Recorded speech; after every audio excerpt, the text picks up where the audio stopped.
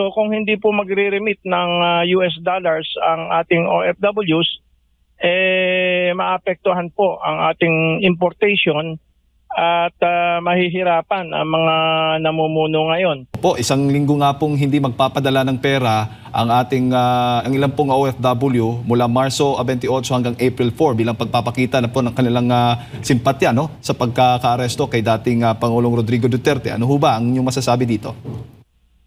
Well, if it will push through, malaking epekto 'yan sa mga namumuno ngayon dahil alam naman natin na kaya lamang nagsusurvive ang ating ekonomiya ay dahil sa OFW remittances kasi wala namang namamanufacture ang Pilipinas at wala rin tayong napoproduce nag-i-import tayo lahat bigas, kahit nga pakong bakya siping-simple pakong bakya ini-import pa natin.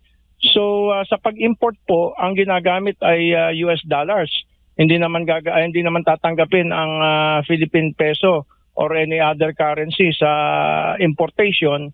So kung hindi po magre-remit ng US dollars ang ating OFWs, maapektuhan po ang ating importation at mahihirapan ang mga namumuno ngayon dahil umaasa lang po talaga.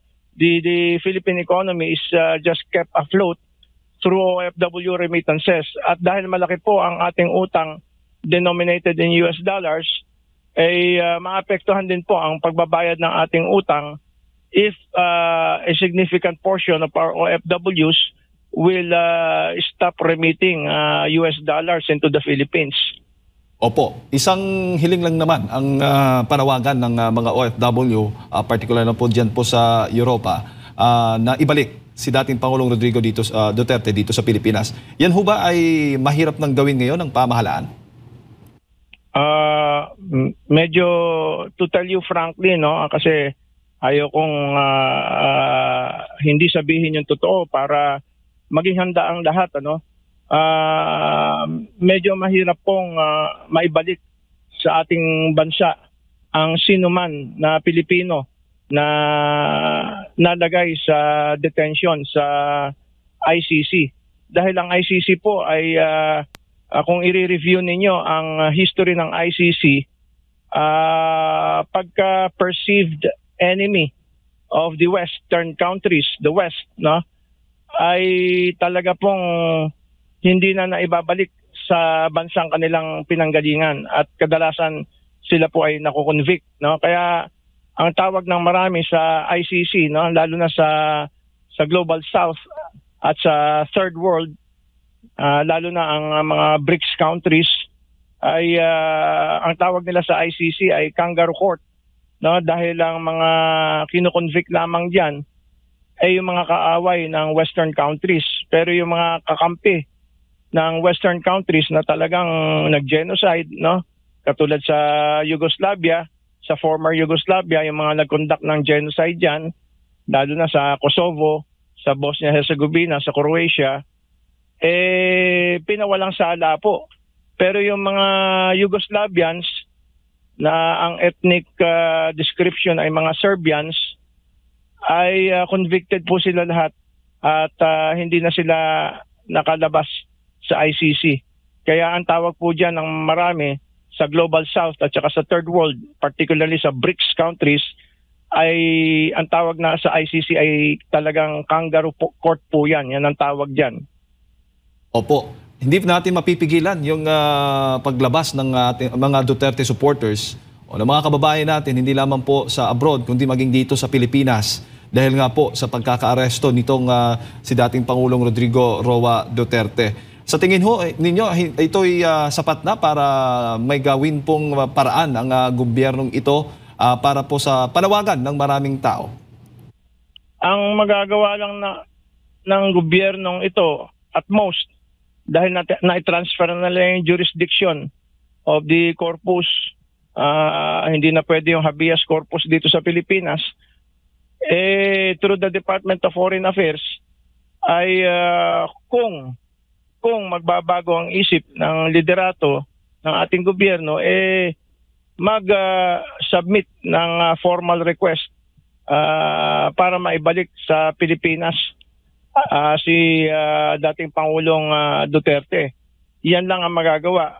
Pero dahil nga tinatawag ng marami sa Global South, sa Third World, particularly sa BRICS countries, na kangaroo court yung ICC na yan, baka hindi po pagbigyan ang request ng ating gobyerno. Kasi in the first place po, dapat ako naniniwala na hindi dapat nililitis ang isang Pilipino sa ibayong dagat. Yung mga crimes allegedly committed inside the Philippines must be tried inside the Philippines, whether the accused is a Filipino, especially if the accused is Filipino, or if the accused is a foreigner. Kasi yan po ang basic norm sa buong mundo. Kung saan naganap ang krimen, doon dapat nililitis ang kaso. Lalo na po kung ang justice system ng isang bansa katulad ng Pilipinas ay well developed naman po, no, at functioning,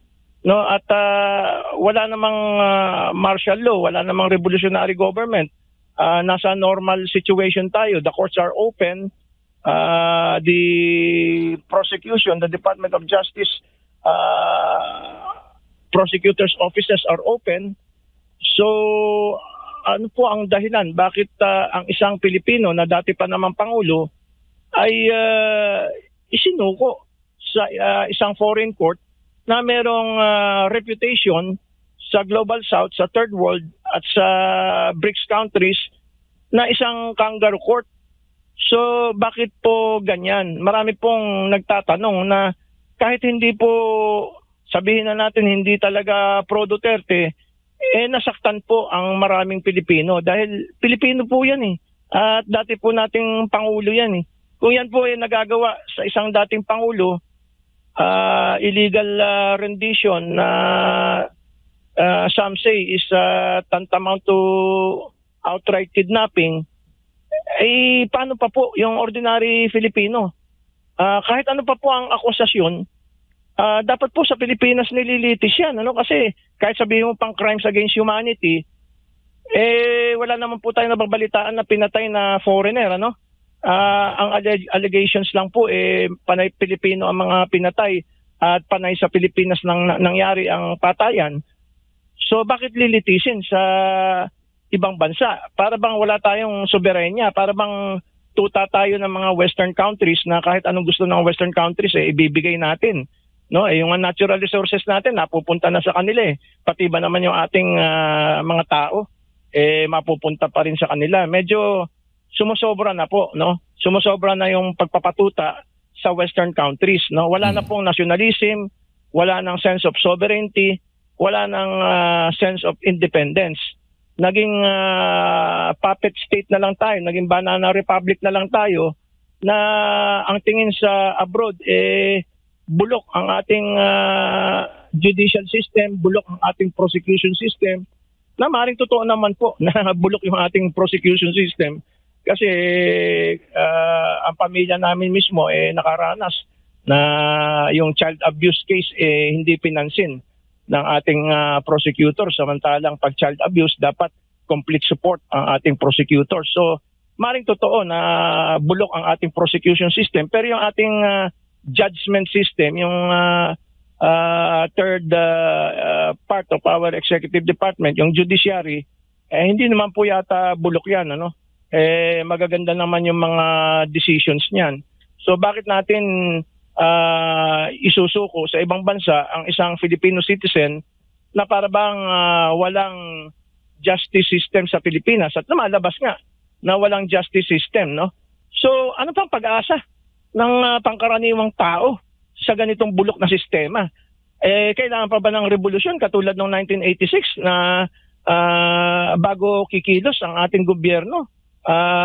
Kailangan pa ba ng revolusyon katulad ng 2001 para bago kikilos yung ating gobyerno? Baka yung nangyari sa tatay niya, mangyari dito sa anak, dito kay Marcos Jr. At marami na po ang nagagalit kahit na hindi po pro-Duterte, yung mga nationalist, yung mga pro-independence, pro-sovereignty, mga guardians of sovereignty, guardians of independence, galit na po. At pag nagkaroon po ng critical mass, ay magtipon-tipon sa EDSA people power, delikado po itong si Marcos Jr. At kasi may perception na tuta siya ng mga dayuhan at hindi siya presidente ng Pilipinas.